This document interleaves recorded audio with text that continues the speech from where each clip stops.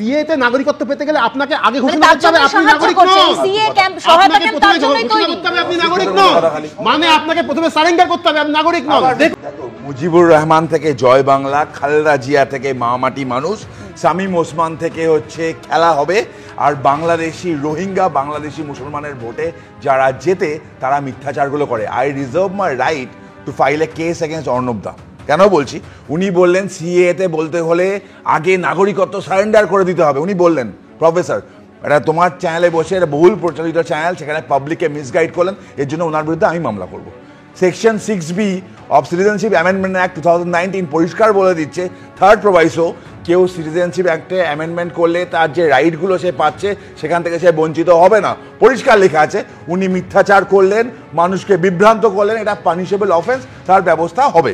Second aspect আসি, CA Bangladeshi Hindu যারা ধর্মীয় কারণে অত্যাচারিত হয়ে এসেছে তাদের নাগরিকত্ব দিতে আমরা অঙ্গীকারবদ্ধ। শরণার্থী তারা আমাদের শরণার্থী। আমরা গান্ধীজিকে মনে রাখি, গান্ধীজি যে বলেছিল একদম ইন্ডিপেন্ডেন্সের সময়, যারা ওই পারে সংখ্যালঘু থেকে যাচ্ছে এই দেশটা তাদেরকে নাগরিকত্ব দিতে আমরা বাধ্য।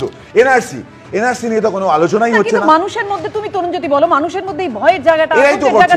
তোমার চ্যানেলে বসে এক্ষুনি যে ভয়ের পরিবেশ, ভরসাটা দিতে পারছো না কেন? তোমার চ্যানেলে বসে এক্ষুনি যেটা প্রফেসর মানুষ, প্রফেসরকে তো মানুষ ভরসা করবে।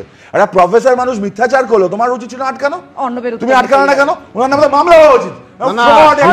হিন্দুদের নাগরিকত্ব দেবেন ওরা বলছেন তো। আসামে যে 19 লক্ষ লোককে গিভোটার করেছেন এবং ক্যাম্পে পাঠিয়েছেন, তার মধ্যে 14 লক্ষ তো হিন্দু। এনআরসি কখন ছিল? এনআরসি কার?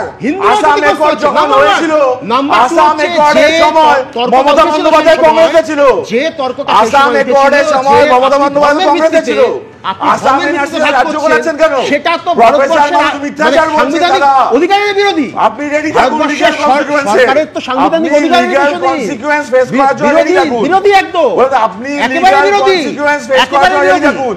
সরকারি চাকরি বারবার করে বলছেন কতজন করেছে, কতজন করেছে, কতজন আপনি বলুন না কতজন অ্যাপ্লাই করেছে, লিগ্যাল এই এনআরসি